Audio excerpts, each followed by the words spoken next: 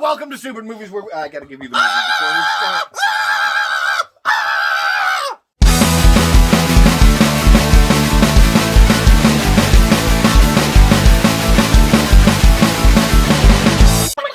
Welcome to Stoopid Movies, where we watch them so you don't have to. That's right, and we are continuing a Christmas theme season right now. Ho ho ho, today. motherfuckers! Ho, ho, ho.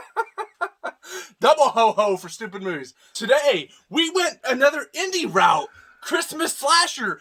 That kind of pairs up with a movie from last week as a double feature, and this one is called Dismembering Christmas. 2015, not rated 74 minutes long. This was directed by Austin Bosley, not the hair impact or the Implant. Implant. Hair implant guy. Maybe he is. I don't know.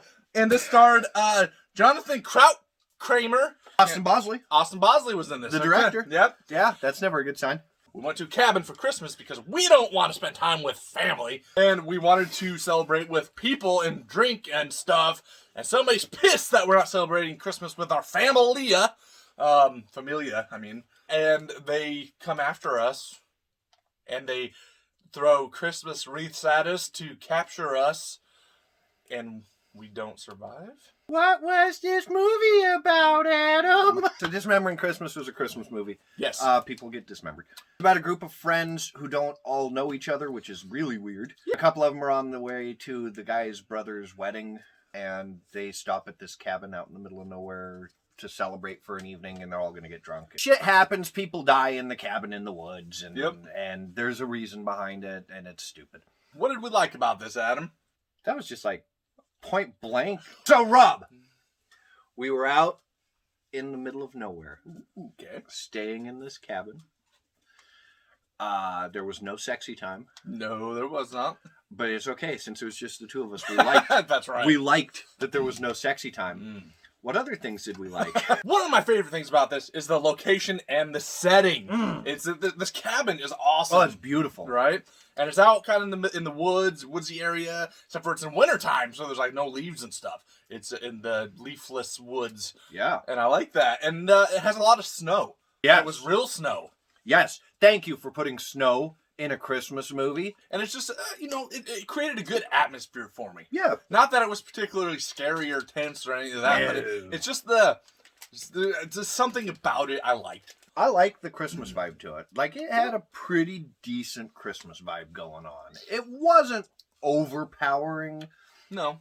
But it was in little things like background, It was decorated for Christmas. There was a tree. There was a candy cane that they used to kill people. I mean, shit like that. It's not, front and center. It's just kind of there. It's taking place. It's not like Christmas. It's like Christmas. I like the title. Dismembering Christmas is pretty cool. Kind of gives you an idea what you're kind of in for. Except for you're not. Some of the kills were unique. Yes. There were a couple that I thought, I haven't seen this before. The wreath with the razor blades in it, that was cool. And the one who got stabbed by the ceramic Christmas tree, that was really cool. Cool. You get some sharpened candy canes, like a hockey stick shaped like a candy. The one through the snowman. Some of the music was okay. There's some decent score at times, some decent music at times. I liked the lighting. It's the lighting. It was pretty plain. Yeah, it didn't really have a lot of Christmas lighting. Nope. Or none of that. But it was, Thank you. There.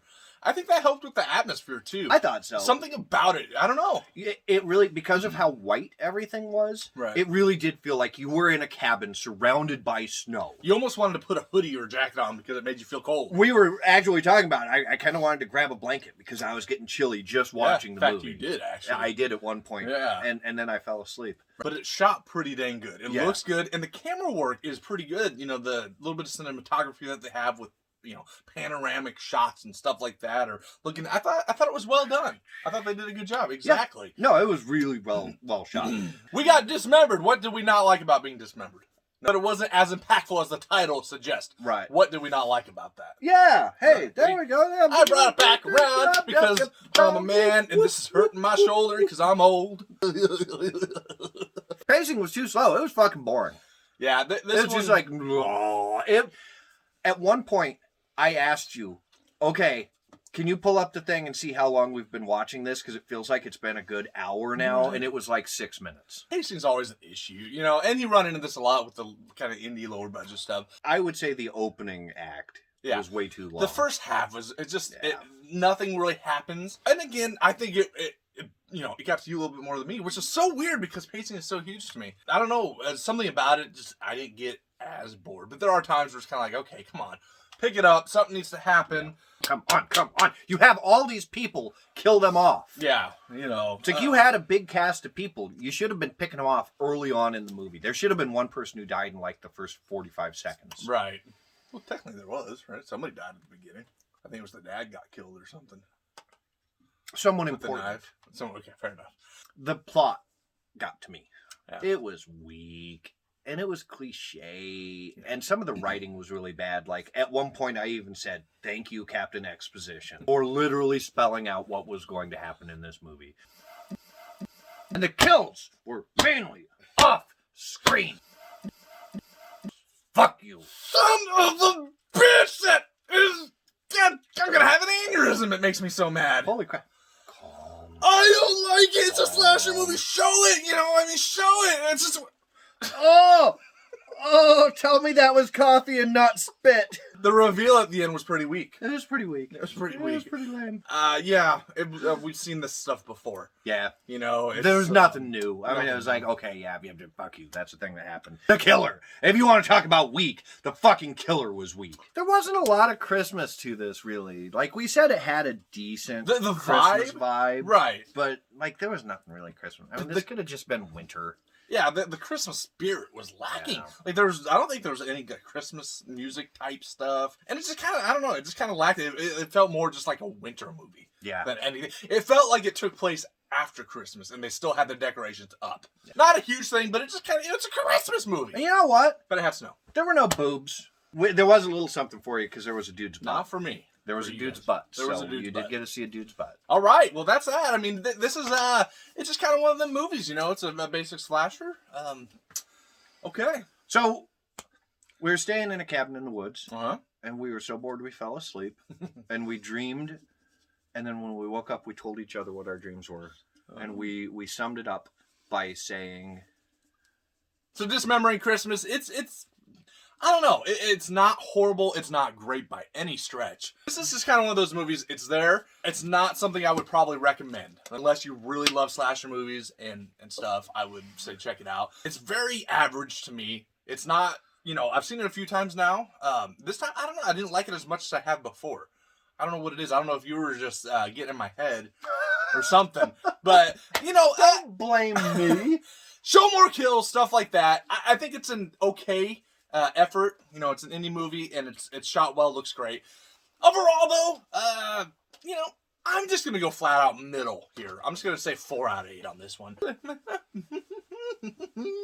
Yep. If you thought that Silent Night, Deadly Night had too much action.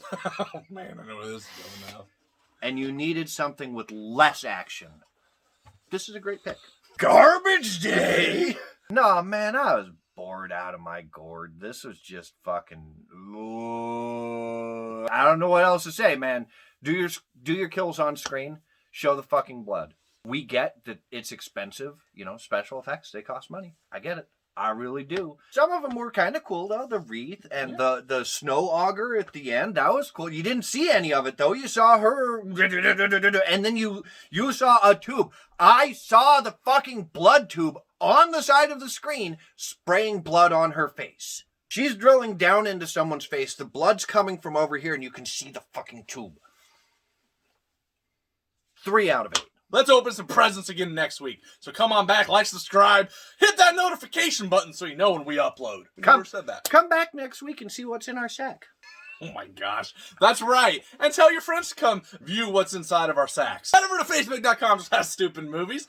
Instagram @Stoopid Movies, @Dr. Scott Turner, @The Horror Punk, and you can email us over at stupidmovies@outlook.com. Support indie horror. If you want to pick this up, go ahead, support them because they're only going to improve. Before we go, paint your penis up like a candy cane, take a picture, and send it to Rob. I just think that'd be cool. I hate the holidays. Tell me that was coffee. It wasn't in your mouth. Okay.